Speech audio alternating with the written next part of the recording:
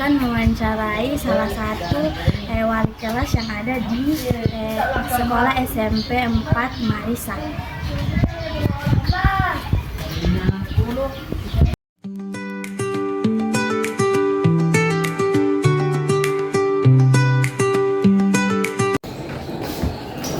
Langsung saja. Iya, kasih dulu suara supaya kita dapat. Ayo, bagaimana Ibu menciptakan lingkungan kelas yang nyaman dan kondusif untuk belajar?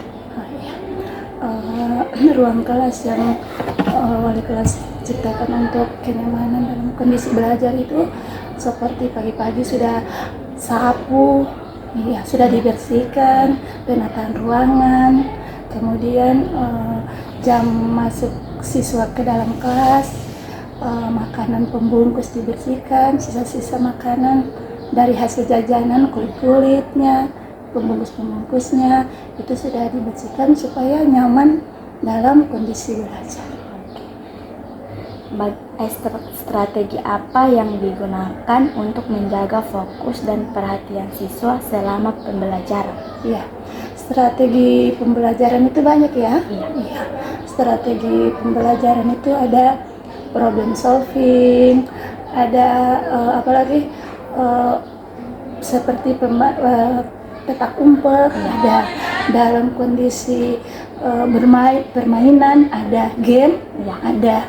Nah, berbagai macam strategi yang digunakan itu tergantung ibu bapak guru yang berada di dalam kelas. Karena ini kan sistemnya mapel ya. Setiap guru itu dalam jam pembelajaran itu per orang per mapel, kecuali guru yang tidak ada mapelnya itu dipegang oleh satu guru yang 2 mata pelajaran. Seperti itu. Jadi strategi dari bapak ibu guru yang menggunakan di dalam kelas itu bervariasi tergantung sikon yang ada pada saat itu. Apakah Ibu menerapkan aturan atau kesepakatan kelas? Bagaimana proses pembuatannya? Iya, aturan wali kelas dengan perwaliannya. Iya, itu ada. Misalnya dalam proses kita membenahi kelas. Nah, membenahi kelas itu ada yang disebut dengan sistem undangan kepada orang tua. Misalnya dibuat grup begitu, dalam grup baru diberitahukan kepada orang tua. Misalnya ada yang membantu memberikan cemilan, ya, ada yang membantu memberikan sapu, selain yang didanai oleh dana bos. Kan biasanya anak-anak itu ada yang telaten, ada yang tidak telaten. Jadi tergantung apa kebiasaannya mereka kan, karakter. Nah, itu makanya dibuat sistem seperti paguyuban. Ya, itu nanti diberikan kepada orang tua, baru orang tua yang merespon. Seperti itu. Bagaimana cara Ibu mengatur tempat duduk siswa untuk menunjang interaksi dan pembelajaran? Tempat duduk siswa itu awal mulanya berdasarkan absen ya. Dalam situasi pembelajaran itu biasanya kan ada pembelajaran yang bermakna yang digunakan dalam sistem interaksi berdiskusi. Tadi kan dari strategi itu, model pembelajaran itu kan dibuat dalam bentuk yang sebagaimana bagusnya, dibuat dalam bingkai yang bagus agar pembelajaran itu menjadi bermakna kan. Makanya strategi yang digunakan itu dia berbeda tergantung juga guru mapel yang berada di dalam kelas. Nah, kalau di sini misalnya strategi yang digunakan tadi saya sebutkan ada penerapan problem solving.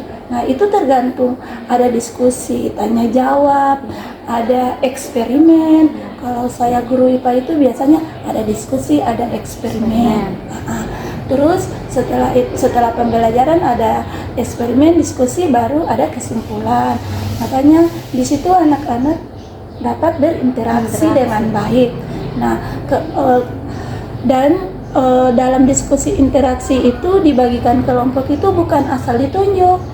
Itu misalnya dicabulot, berhitung mulai, atau dibagi per jenis kelamin, atau dibagi per tingkat kemampuan, agar siswa dalam satu kelompok itu dia beragam.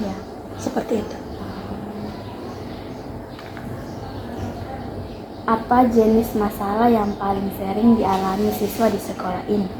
Nah, jenis masalah itu berbeda-beda ya, atau bervariasi.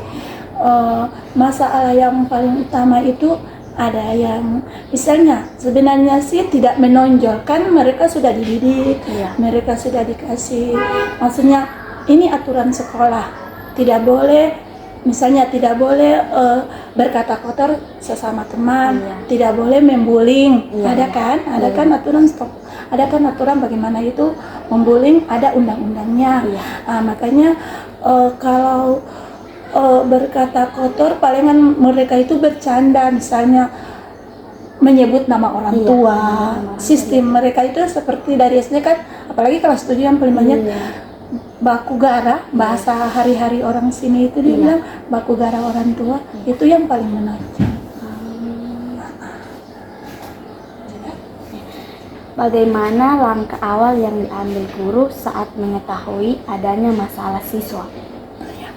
Langkah awal yang diambil atau ditindaki oleh guru saat mengetahui masalah siswa itu, pertama, siswa itu dibina atau dibimbing oleh wali kelas dulu. Itu kan ada aturan-aturannya bertahap dan berkesinambungan. Itu pertama wali kelas membina dulu, memberikan arahan dan sebagainya. Kalau sudah tidak mampu, diberikan undangan, orang tuanya datang, kesepakatan. Sudah kan? Kedua. Yang ketiga, kalau sudah tidak bisa mampu lagi, kesiswaan. Dari kesiswaan dia ke guru BK. Itu yang paling langka yang berikut ke guru BK. Nanti kalau sudah tidak mapan lagi, baru itu konsultasi dengan ibu kepala sekolah. Itu ada bertahap ya. Tidak langsung wali kelas langsung, atau tidak langsung pembina OSIS, tidak, harus melalui dari jenjang yang paling bawah.